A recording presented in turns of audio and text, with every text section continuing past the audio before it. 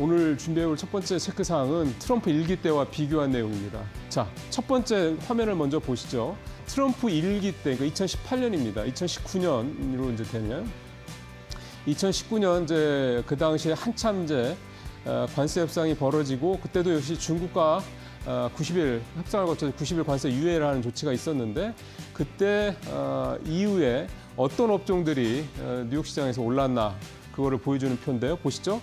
반도체가 가장 많이 올랐고요. 그다음에 가전, 화장품, 의류, IT, 하드웨어, 증권, 디스플레이. 그러니까 기본적으로 반도체가 일단 가장 뜨겁게 달아올랐고 바로 그다음에 이제 소위 말하는 B2C죠. 이 소비재 관련들, 소비주들이 이제 오르는 그런 모습들이 나타났다라는 게 이제 첫 번째 얘기가 되는 거고요. 그럼 이번에도 역시 마찬가지로 미중 협상이 벌어지고 난 다음에 그러니까 2001기 때보다는 이번에는 굉장히 미중 간의 이 합의가 굉장히 빨리 이루어진 겁니다. 그때는 2018년도에 협상이 시작을 해서 2019년도부터 이제 이게 뭐 90일 유예라든가 이런 뭔가 가시적인 합의가 이루어졌다면 이번에는 협상 시작한 지 불과 한 달도 안 돼서 합의가 이루어진 거니까 그 1기 때에 비해서 굉장히 빠르다라는 거 일단 이게 그때와 좀 다른 부분이 있긴 하고요. 자, 그렇다면 이번에 90일 유예하고 난 다음에 시장 흐름 아직 뭐 길지는 않습니다만 상황을 좀 보죠. 이번에는 기계가 30%가 올라서 가장 많이 올랐고요. 조선, 증권, 화장품, 의류, 지주, 방산 이런 순입니다. 보면 1기 때와 다른 거는 1기 때는 반도체가 말씀대로 가장 뜨겁게 초반에 바로 달려갔다고 말씀드리지 않았습니까? 이번에 근데 반도체가 안 보이죠? 기계, 조선, 증권, 화장품, 의류. 그러니까 이번에는 첫 타석으로 그러니까 앞서 선두로 나선 게 기계하고 조선 쪽이 되고요.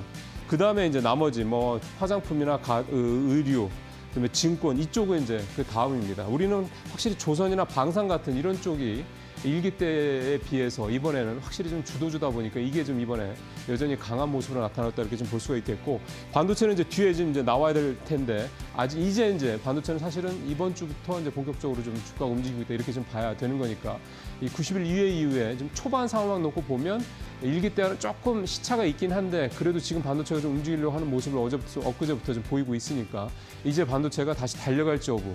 근데 이제 1기 때처럼 불과 그때는 1월 5일부터 5월까지 4개월 동안 24%가 반도체가 좀 뛰었거든요. 아직은 좀 보이지는 않는데요. 이번 주 반도체 움직인 게 대략 한 10% 전후 정도라는 걸 생각을 하면 이게 이제 한 달 동안이고 앞으로 뭐 두세 달 정도 더 갔을 때 과연 그때만큼 20-30% 정도의 이렇게 수익률을 낼 수 있을 것이냐 이거는 좀 지켜봐야 될 문제다 이렇게 좀 볼 수가 있겠습니다. 어쨌든 중요한 거는 수출주 중에서는 반도체가 가장 눈에 띄고 있다 이런 모습을 좀 말씀드릴 수 있겠고요. 1기 때와 달리 자동차나 가전은 조금 강세가 그때만큼은 아니다 이렇게 좀 볼 수가 있겠습니다. 역시 관세 여파다 이렇게 좀 봐야 될 것 같습니다. 자, 두 번째 체크 상황 가보죠. 어제 원자력 관련주하고 항공우주 관련주들이 상당히 좋았죠. 두산 에너빌리티 어제 5% 넘게 올랐고 원전주 뭐 대장주고요.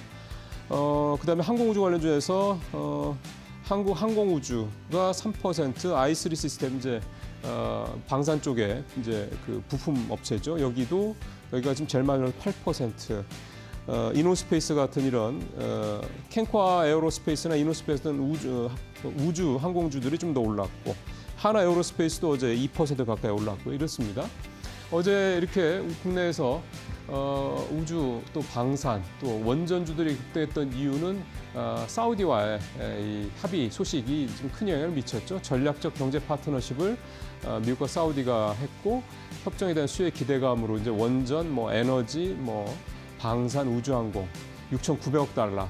900억 달러, 원래 6천억 달러였는데 오늘 새벽에 로이터에서 나온 내용을 보니까 아람코가 또 900억 달러 또 투자한다는 얘기가 나왔죠. 그래서 6,900억 달러로 이제 총 계를 좀 수정을 했고요.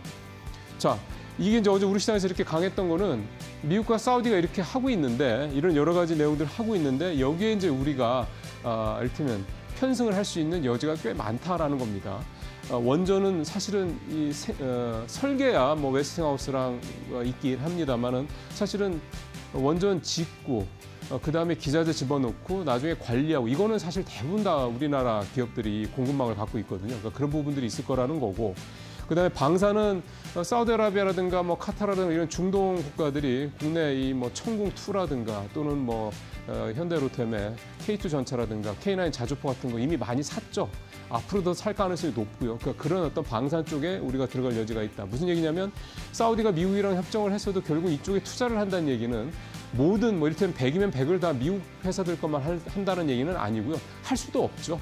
그래서 우리나라 기업들이 들어갈 여지가 있다 이런 얘기가 좀 되는 거죠. 사우디 원전만 놓고 보면요. 사우디가 원전 수요가 2030년까지 17기가와트, 1기가와트가 보통 대형 원전 1기 정도에서 나오니까 전력 공급이 되는 거니까 그렇게 따지면 17기 정도의 원전이 필요하다는 얘기가 되는 건데 뭐 그걸 우리가 다 가져올 수는 없을 것 같고 대략 한 2기에서 4기 정도의 원전을 우리가 좀 가져올 수 있지 않겠냐 이런 좀 전망들이 나오고 있습니다. 특히 옆에 아랍에미리트가 이 바라카 이거를 4기를 우리가 2009년에 받아서 우리가 이제 2022년인가요? 3년에 이제 다 잘 넘겼지 않습니까? 지금 이제 정상 운행이 되고 있고 이런 선례가 특히 중동에서 있었기 때문에 아마 이 원전 관련돼서는 우리가 상당히 좀 경쟁력을 좀 갖고 있지 않겠냐 이런 기대감들을 좀 갖고 있고요. 다만 이제 미국과 사우디 관련돼서 이제 오늘 앞서 이제 헤드라인에서도 이제 카타르하고는 또 1조 2천억짜리 또 이런 딜을 했다 말씀을 좀 드렸습니다만 이게 좀 뭐 조금 이제 뻥튀기 얘기도 좀 나오고 있더군요. 사실은 이제 미국의 주류 언론들이 뭐 뉴욕 타임스라든가 이런 주요 언론들이 트럼프에 대해서 좀 비판적이죠, 굉장히. 뭐 그런 측면에서도 있긴 하겠습니다만 일기 때도 요 뻥튀기 얘기가 좀 있었거든요. 그래서 이번에도 역시 나오고는 있는데 좀 과도하게 뭐 좀 부풀렸다 이런 얘기도 좀 나오고 있다라는 점도 좀 보시면서 하는데 중요한 거는 결국은 이제 이런 섹터들은 다 들어가는 거니까 여기에 이제 우리 기업들이 이제 어느 정도나 수혜를 입을 것이냐 이런 부분들을 좀 앞으로 면밀하게 좀 볼 필요는 분명히 있을 것 같습니다. 자, 마지막 가보죠. 로봇주 얘기를 좀 마지막으로 좀 해보겠습니다. 어제 로봇주 굉장히 좋았습니다. 나우로보틱스 며칠 전에 한번 뉴스브리핑에서 말씀드렸는데 상장한 지 얼마 안 됐죠. 근데 좀 계속 아주 강한 모습을 보이고 있습니다. 어제도 상한가까지 갔다 좀 밀리긴 했는데 어쨌든 20% 넘게 주가가 올랐고요. SK가 지금 자회사로 편입할 가능성이 높죠. 그 CB가 전환이 되면 그래서 유일로보틱스도 어제 2자릿수. 그다음에 삼성이 갖고 있는 레인보우 로보틱스도 2자릿수 넘게 이렇게 주가가 올랐습니다. 뭐 로봇과 관련된 여러 종목들 올랐는데요. 일단 트럼프 관세 리스크가 좀 줄어들면서 이런 부분에 대한 불확실성이 감소했다. 그러면서 로봇주가 좀 주목을 좀 받고 있고 그동안에 애가 좀 쉬었기 때문에 그런 것도 있습니다. 고점 대비 제가 계산해보니까 레인보우 로보틱스 기준으로 한 40% 가까이 고점에서 주가가 좀 내려왔더군요. 그러니까 많이 떨어진 것도 있죠. 부분이 있고. 그다음에 이제 최근에 옵티머스 아마 영상 보신 분들 많을 텐데요. 이 테슬라의 옵티머스 그게 계속 영상이 좀 전 세계적으로 이렇게 회자가 되고 있다는 측면. 그다음에 미국의 뭐 아마존 같은 이런 빅테크들이 물류 로봇들 좀 잇따라서 소개를 하고 있다라는 거, 이런 측면들이 좀 있고. 그러니까 다시 로봇 얘기들이 좀 시장에서 얘기가 좀 많이 나오고 있는 거죠. 그다음에 정부에서도 우리 정부에서도 휴머노이드 구동기를 국가 첨단 전략 기술로 지정했다라는 내용이 나왔기 때문에 이런 효과도 좀 있고요. 근데 좀 펀더멘탈적으로 보면 로봇주 중에 돈 버는 회사가 별로 없습니다. 거의 없습니다. 뭐 레인보우 로보틱스만 해도 2년 연속 영업 적자를 얼마 전에 기록한 걸로 나오기도 했고. 그러니까 아직은 이제 성장성에 대한 기대감인 거죠.